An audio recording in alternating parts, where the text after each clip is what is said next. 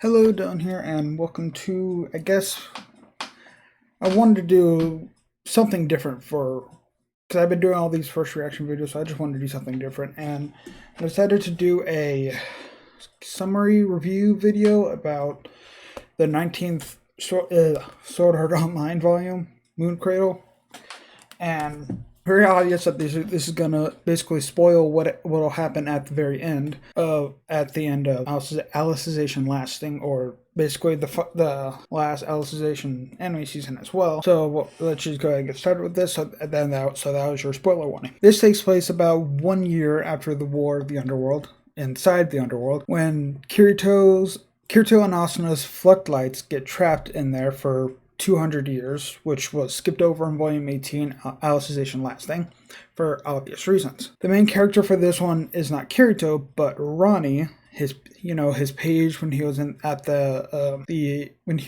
academy, that sword academy, that her and her friend Tisei fought in the human army during the War of the Underworld. That's basically the main character, Ronnie. Well, Ronnie and Tisei became Integrity Knight apprentices, while Kirito became the swordsman delegate and Asuna became the swordswoman subdelegate. And there's a treaty of sorts between the human realm and the Dark Territory. And ruling based on nobility was destroyed / outlawed or something like that. It's basically meaning that everyone is now on equal footing in the human realm, besides Integrity Knights, because they're just Integrity Knights.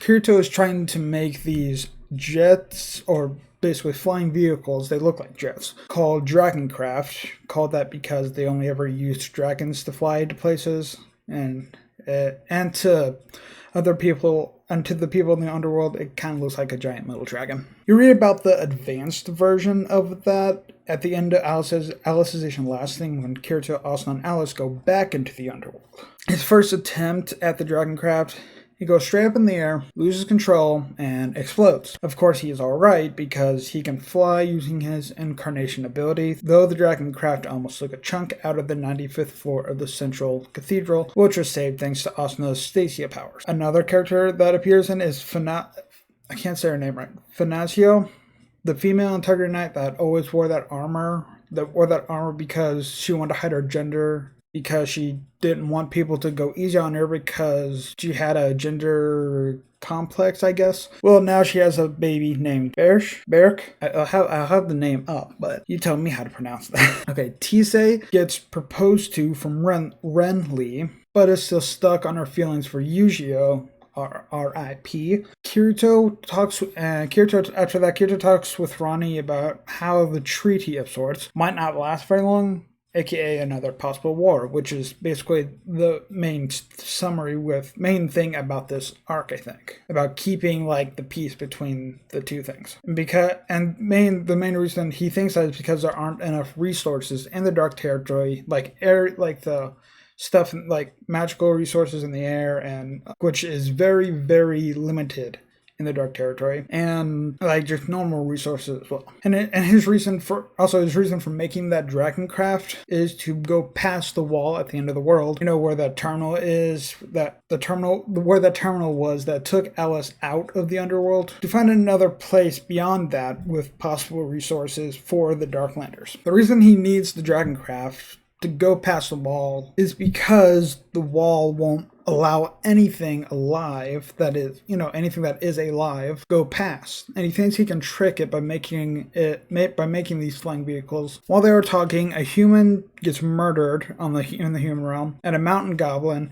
is possibly getting framed for it because the Darklanders take documentation with them that forbids them, through the law of power in the Dark Territory, from committing certain crimes like murder, theft, etc. Kind of like the taboo index in the human realm.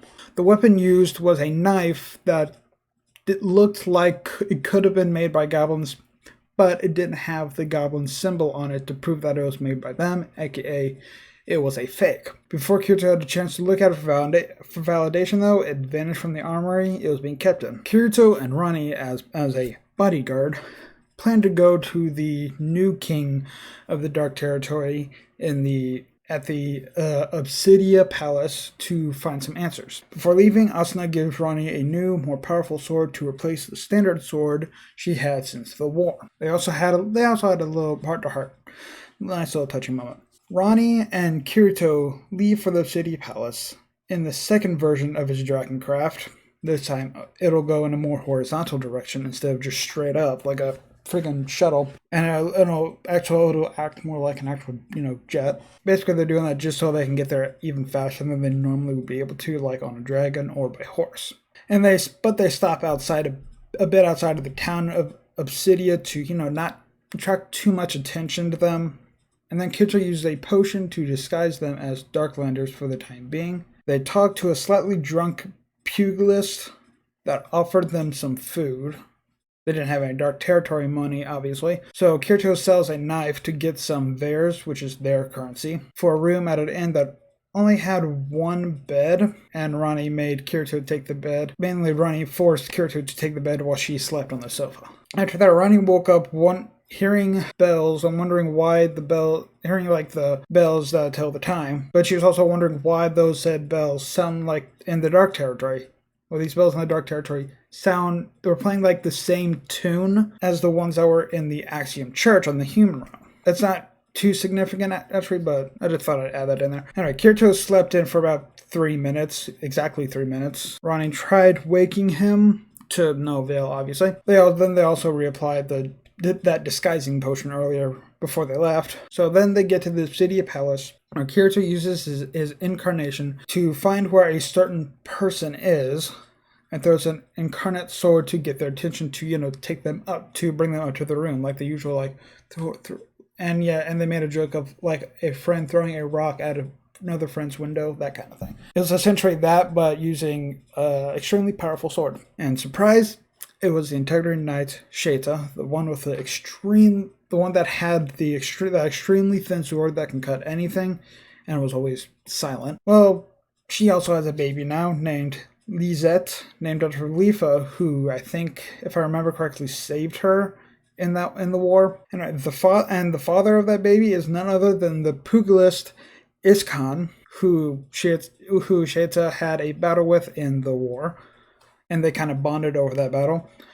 And also Iskan is also the current king of the Dark Territory, so that's who Kirito came to meet. Kirito and Iskan had a fight for a tiny bit, but then it settled down, and Kirito starts talking to them about the murder case involving the human and potentially a mountain goblin. They talk about an object that Vecta used called a Master Skull, which sent orders to the 10 lords of the Dark Army during the war. And then there's like a bit of back and forth between each other, whether the culprit framing the goblin is a dark mage or a human. But both of these sides also have that seal of the right eye that keeps them from murdering in the human realm via the taboo index or that documentation I talked about earlier for the Darklanders to get into the human realm. So then Kirito decided to just close the East Gate. Well, at then, they didn't actually do it yet, but Kirito decided to close the East Gate temporarily and to have all the Darklanders return home, minus the goblin that was being framed, so, for continued questioning, see if he has any more info. And after they're talking the murder case, Kirito, unwillingly, is taken to Iskan and Sheta's training grounds to teach their pupils, and then they do some sightseeing with the castle. Ronnie and Sheta had a heart-to-heart about divine weapons. Iskan mentions that the throne room was sealed back up with the chains of sealing after Kirito defeated Emperor Vecta whenever they asked about the 50th floor up there in the palace, which is the throne room. And Iskan said that nothing could break those chains. That they're unbreakable. Ronnie then sneakily stopped Kirito from, trying to use his Night Sky Blade on it, because he's a curious lad. He wants to, he really wants to see if he can break him. Afterward, they all ate and went to sleep, only to be woken up around 2 or 3 in the morning by a bunch of yelling. Kirito and Ronnie go to investigate to find guards, Iskan, and Sheta surrounding monsters created by the Dark Mage Guild called Minions, which, were first showed up whenever Kirito and Alice were climbing outside the central cathedral and they had to fight those minions. However, they were just a distraction for the Dark Mage to kidnap the baby Lisette and to leave a note asking for Kirito to be publicly executed and his head to be sent back to the human realm, or the same will happen to their baby. AKA, they chop the baby's head off, send it back to the Obsidian Palace. And the deadline for it, however, it's sundown of that day, giving them about 13-14 hours for them to either answer or to find them. Kirito promises to find Lisette, and Isekan gives him a silver necklace to prove to the others that he is Isekan's temporary deputy. And after searching the entire castle, they regroup and figure out that while they can't get to the 50th floor, the throne room, on the inside because of those chains of ceiling, remember, the throne room had a window and could be accessed if a said person can fly. Like how the Dark Mage's minions can fly, because, they have wings. So they go to the chain of ceiling. Kirito breaks it using his incantation, which can, break the natural laws of the world, of that world.